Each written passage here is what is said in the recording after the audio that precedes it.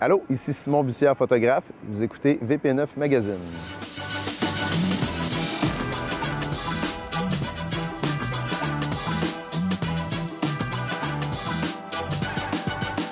Aujourd'hui, à VP9, Sarah rencontre l'artiste Simon Bussière qui nous partage son amour de la photographie. Ensuite, Stacy s'entretient avec le groupe de musique Pornevoix, Vivresse. Bienvenue à votre VP9 Magazine.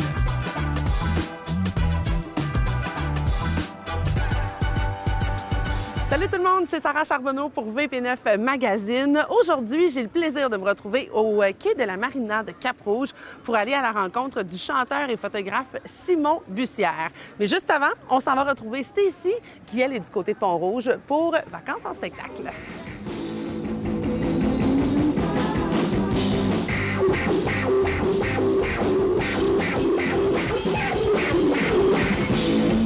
J'ai le plaisir de faire la rencontre d'un tout nouveau band, Pornevoix ce soir, Vivresse. Allô? Allô? Ça va bien? Ah oui, toi? Oui, vous êtes sur scène ce soir pour Vacances en spectacle. Comment vous préparez pour un spectacle comme ça? La pratique? Pas mal de pratique. Pratique, honnêtement. On pratique nos chansons vraiment depuis le début, mais pas juste les chansons aussi, la mise en scène. On s'assure d'avoir les bonnes chansons pour le bon événement aussi, c'est sûr. T'sais. Quand c'est un événement peut-être un peu plus familial comme ce soir, ben, on fait des fois un tri dans nos chansons, des trucs comme ça. Mais c'est vraiment juste pratique pour être vraiment sur la coche quand on arrive sur scène. Là, vraiment. Parlez-moi un peu du nom Vivresse. Ouais, l'ivresse, en fait, ça descend de l'ivresse de vivre. Parce que il se passe tellement d'affaires dans le monde en ce moment, puis on essaye de temps en temps de prendre un petit peu de lait, de le transformer, de le mijoter, puis de le ressortir en quelque chose d'un petit peu plus beau, peut-être. On essaye de donner l'envie de vivre le plus possible aux gens.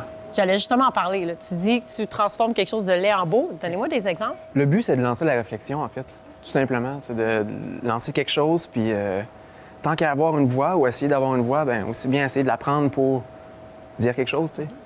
De vrai, de pur, le plus possible. J'ai su que votre groupe a un peu commencé avec Cégep en spectacle. Pouvez-vous me raconter l'histoire?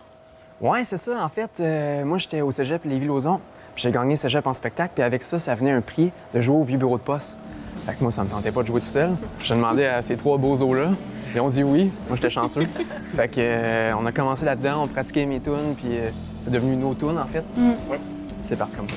Vous avez aussi animé une émission à Chiz. Est-ce que le fait d'animer une émission, ça vous inspire? Parce que vous animez une émission qui est dans votre genre un peu, dans votre style. Puis est-ce que ça vous donne aussi des avantages de pouvoir promouvoir votre groupe?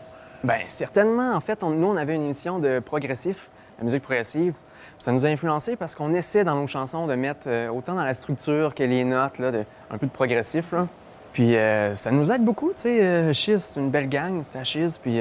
C'est sûr, ça nous permet de rencontrer du monde aussi, puis c'est quand même toute une belle expérience, là, de pouvoir être derrière le micro à la radio. Fait que c'est sûr que pour se promouvoir, bien, ça aide en Titi, on se le cachera pas, là. Aussi, c'est sûr que c'est d'avoir plus de ce côté-là aussi. Vous êtes un band qui est quand même assez récent, mais vous n'avez pas chômé. Vous avez déjà un single disponible sur toutes les plateformes. On parle de Primate. C'est ça, en plein ça. Primate qui est sorti le 3 juin dernier. On a enregistré ça à l'Ampli de Québec. On a sorti ça, on est super fiers de cette chanson-là. Là. C'est même cette chanson-là que j'avais faite à Cégep en spectacle. Votre vidéoclip, vous avez la chance de travailler avec une artiste qui s'appelle Katiane Breton. Est-ce qu'elle a rendu justice à un peu le message que vous vouliez lancer avec la chanson? Oui, encore mieux que ce qu'on aurait pu espérer, là. Oui. Ouais. On lui a donné carte blanche. Puis c'est ça qui est beau avec les vidéoclips, surtout d'animation, c'est que tu prends une chanson, tu mets une vidéo dessus, puis ça prend un aspect totalement différent. Hein. Il y a des gens qui écoutaient notre chanson qui comprenaient comme pas trop ce qui se passait, mais avec le vidéoclip, ça donne un troisième œil. Oui, mais on comprend le message aussi beaucoup. Ben oui. Des fois, quand on prend pas le temps, on apprécie la musique, on prend pas le temps d'écouter les paroles nécessairement, mais avec le clip... Faut écouter les paroles. Oui, à la deuxième, troisième écoute.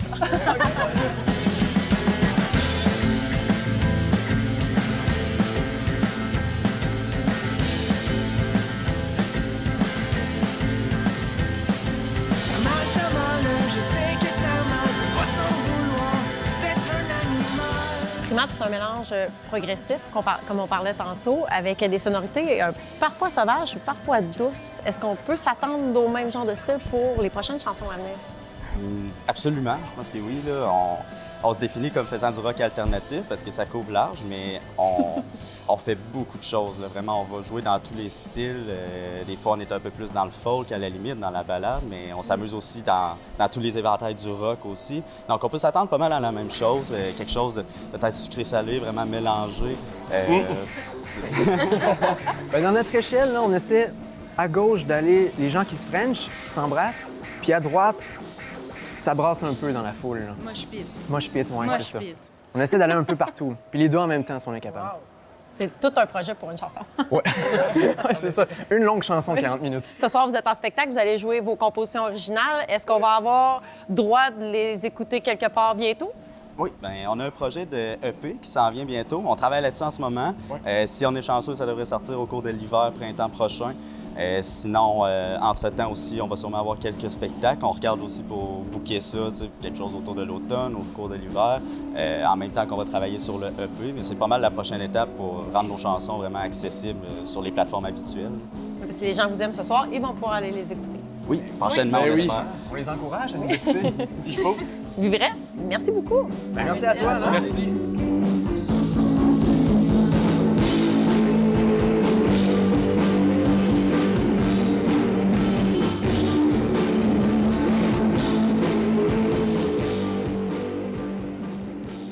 J'ai le plaisir de me retrouver en compagnie de Simon Bussière, visage que vous avez connu à l'émission l'an passé. Simon, comment ça va? Ça va très bien, toi? Ça va très bien, merci. Bien heureuse de te retrouver ici même à la Marina de Cap-Rouge.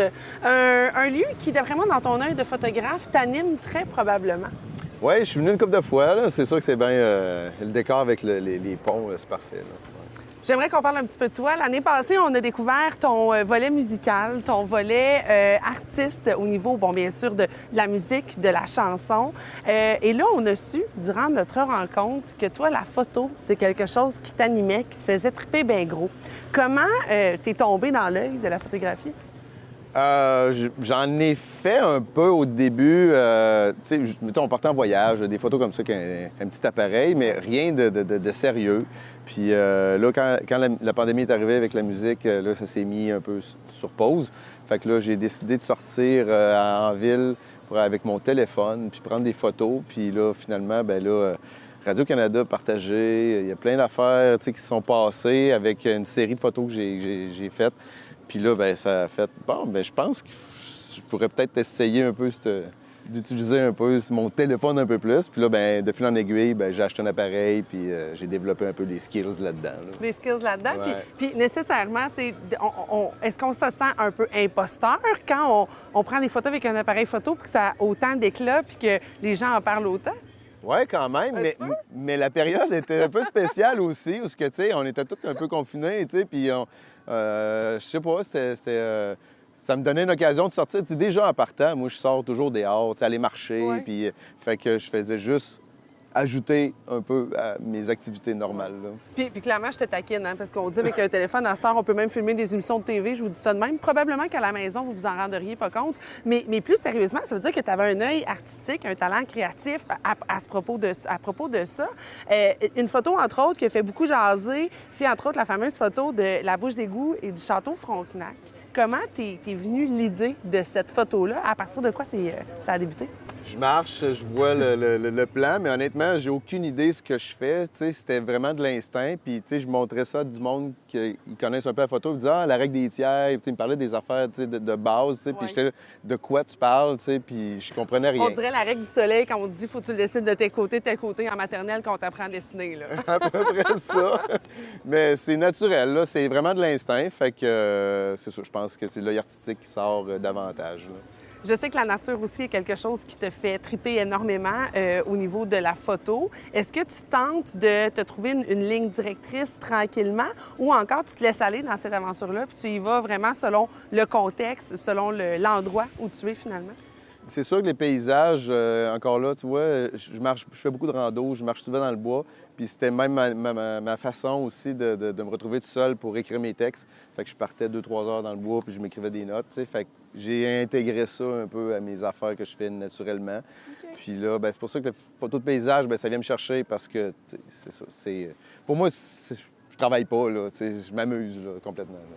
C'est vraiment du beau plaisir. Il y a certaines de tes photos qui sont affichées, qui sont exposées dans différents endroits de la belle région de Québec. La photo qui te rend le plus fier, celle que tu fais, hein, c'est vrai, c'est moi qui ai fait ça, c'est laquelle? Ben vraiment, la photo du château avec Ouais. la bouche d'égout, là, ouais. C'est le point de départ, fait qu'elle a quelque chose de particulier pour moi, là. Est-ce que quand tu vois tes photos, par exemple, exposées dans un parc, ça te confirme que c'est quelque chose que tu peux continuer puis que tu peux, dans quoi tu peux persévérer dans le temps? Oui, c'est sûr. Là. Ouais. C'est un petit baume, là. Ça fait du bien. Oui, c'est bien plaisant. Là. Et là, je sais que, bon, là, maintenant, tu fais ça aussi professionnellement, non plus seulement avec ton téléphone cellulaire, mais avec ton appareil, comme tu le disais un peu plus tôt. Et là, tu as des demandes, X, Y, Z. Je sais que tantôt, tu étais dans un incinérateur, tu m'envoyais des photos, puis là, j'étais là, un incinérateur de quoi? C'est quoi, à date, les endroits les plus funky où tu as pris des photos, où tu as eu à faire ce mandat-là? Bien, celle-là est pas mal dans C'est le pas top mal le 1. top?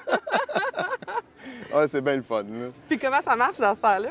Bien, au tout départ, en fait, j'ai embarqué dans une agence, tu sais, dernièrement, OK. une agence Photo Québec. Fait que là, eux, ils ont des contrats un peu partout. Fait T'as que donné là, mandat, c'est puis, ça. Fait que là, j'ai été assigné pour la ville de Lévis. Puis ça, c'était un des mandats, tu sais, au travers du contrat qu'il fallait faire. Fait que je l'ai pris, puis j'étais allé là, sans savoir à quoi m'attendre. Puis c'est comme, OK, c'est ça. Fait que je l'ai pris. Puis- Est-ce que tu as besoin d'un habit spécial lorsque tu t'en vas dans un incinérateur à déchets de la ville de Lévis? Je suis rentré en dedans, ouais, ou la décharge qu'ils appellent, là. Ouais. Puis il a fallu que je mette un seau blanc, tu sais, avec des lunettes. Puis, Comme une scène de crime, mettons. Ouais, quasiment. Tu vois, c'est pour ça que ça me faisait peur. Mais quand même, fait que ça veut dire que ce métier-là, tu sais, que tu as commencé un peu sur le fly, comme une passion, comme une nouveauté en pandémie, j'ai envie de dire, t'amène aujourd'hui à faire ça professionnellement, t'amène à sortir de ta zone de confort puis des sentiers que tu connaissais clairement, là. Ouais, exact, là. Fait que c'est le meilleur des mondes, là. C'est parfait.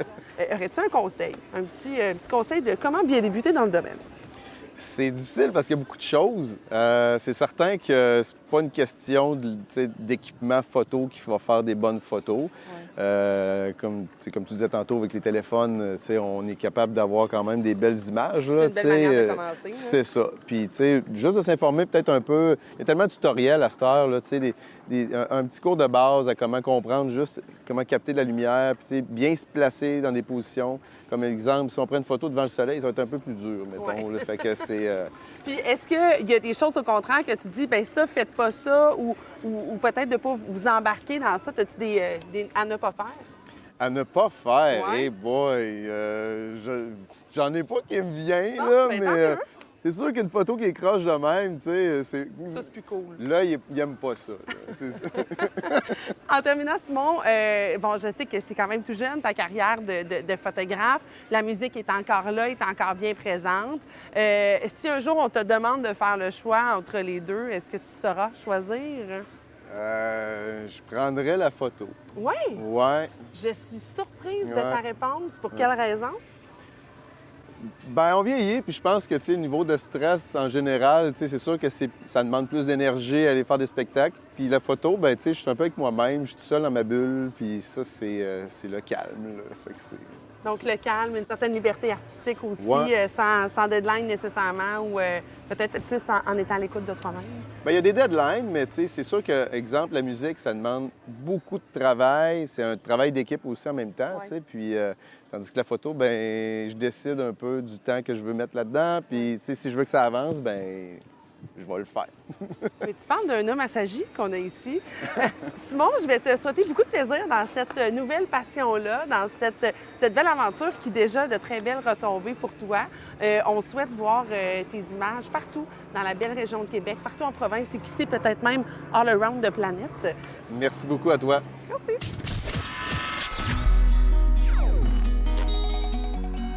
Alors voilà, c'est ce qui conclut l'émission. J'espère bien sûr que vous avez apprécié. Je vous invite à nous suivre sur notre page Facebook d'ailleurs pour voir plein de moments inédits. Mon nom est Sarah Charbonneau pour votre VP9 Magazine.